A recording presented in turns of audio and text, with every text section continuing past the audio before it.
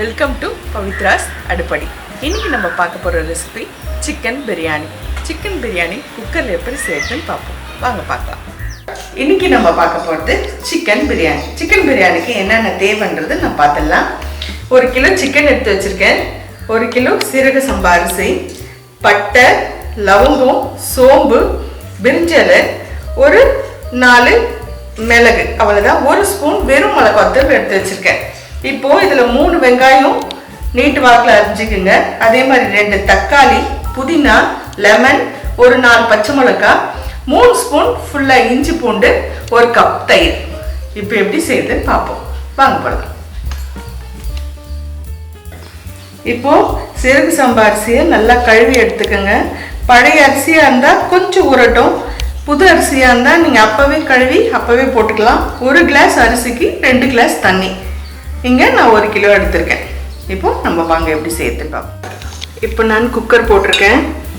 இதில் ஏற்கனவே 2 கரண்டி எண்ணெய் ஊற்றிருக்கேன். இப்போது 1 ஸ்பூன் ஃபுல்லாக நம்ம நெய் போட்டுக்கலாம்.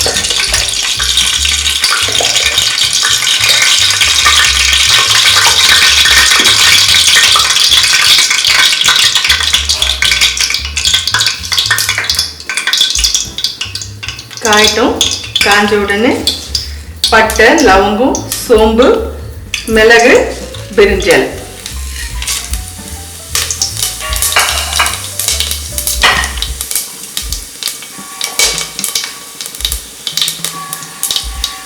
பொரிட்டோன்னு வெங்காயம்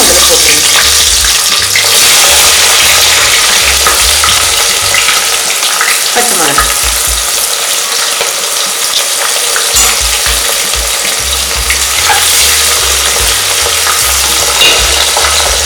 இதிலே தேவையான அளவு நான் உப்பு போட்டுருவேன்.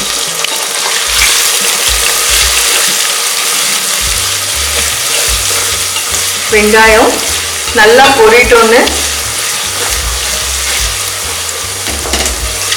கொஞ்சம் சிவந்த நிறமாக வரட்டும். அதுக்கப்புறம் தக்காளி, இஞ்சி பூண்டு நம்ம போட்டுக்கலாம். வெங்காயம் சிவந்த உடனே நான் 3 ஸ்பூன் ஃபுல்லாக எடுத்து வச்சுருக்கேன். இஞ்சி பூண்டை போட்டுருவேன்.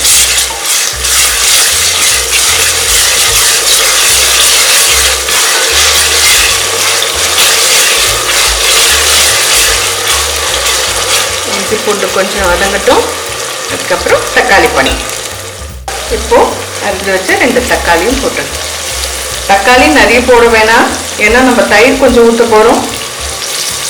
இப்போவே இந்த புதினாவையும் போட்டுடுங்க.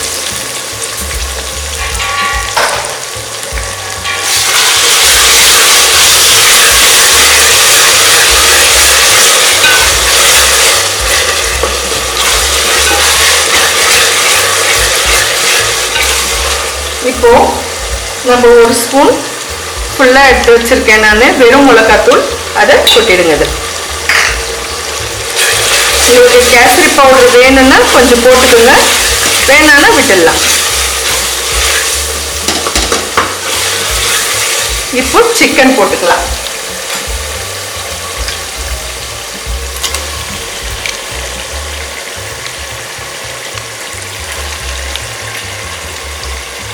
சிக்கனை ஒரு 10 நிமிஷம் இதில் போட்டு நம்ம அப்படியே வதக்கி எடுத்துக்கலாம்.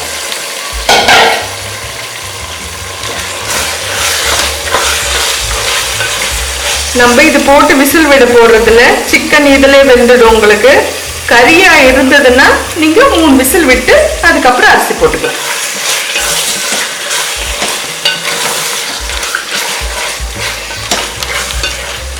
காரம் பத்தாதவங்க கொஞ்சம் காரம் உங்களுக்கு கூடுதலாக வேணும்னா இன்னும் கொஞ்சம் மிளகாத்தூள் நீங்கள் போட்டுக்கோங்க.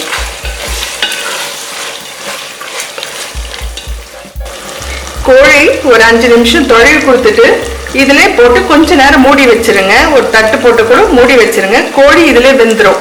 வெந்த உடனே அதுக்கப்புறம் அரிசி எப்படி போடுறது, தண்ணி எப்படி ஊற்றுறது சொல்கிறேன்.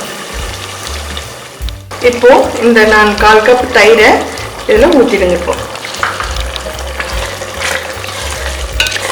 கோழி இதிலே கொஞ்சம் வெந்துடுச்சு.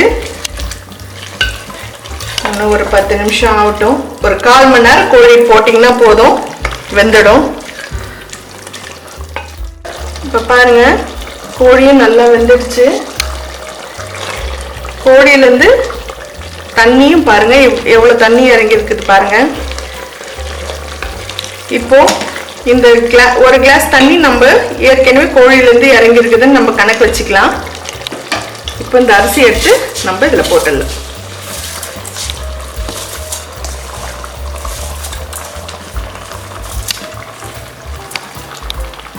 இப்போ நான் ஏற்கனவே கோழி வெந்ததுலேயே ஒரு கிளாஸ் தண்ணி வந்திருக்குன்னு இருக்கேன்.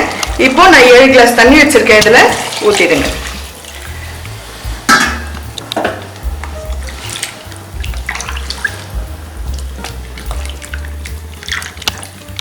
உப்பெல்லாம் எப்படி இருக்குன்னு இப்பவே பார்த்துக்குங்க திட்டமா. ரொம்ப கலர் வேணாம். இப்போ கொதி வரட்டும்ட்டு நம்ம போட்டு சிம்ல வச்சிருங்க ஒரு 10 நிமிஷம். பாருங்க நல்லா உங்களுக்கு கொதி வருது. கொஞ்சம் அரிசி பழைய அரிசியா இருந்ததுன்னா ஒரு கிளாஸ் தண்ணி நீங்க எக்ஸ்ட்ரா வச்சுக்கலாம்.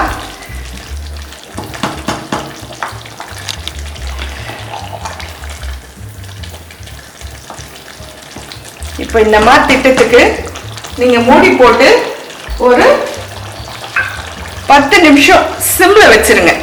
இப்போ மூடி போட்டு நம்ம சிம்ல வச்சிடலாம்.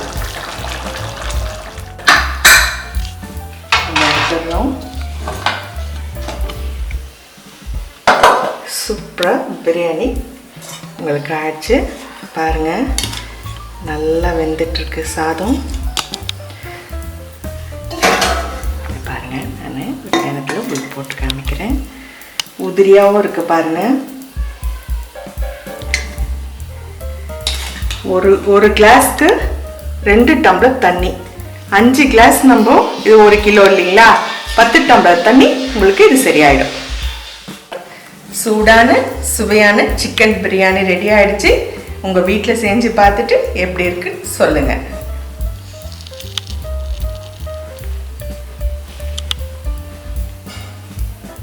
பிடிச்சிருந்தா லைக் பண்ணுங்க, ஷேர் பண்ணுங்க, சப்ஸ்கிரைப் பண்ணுங்க. தேங்க்யூ.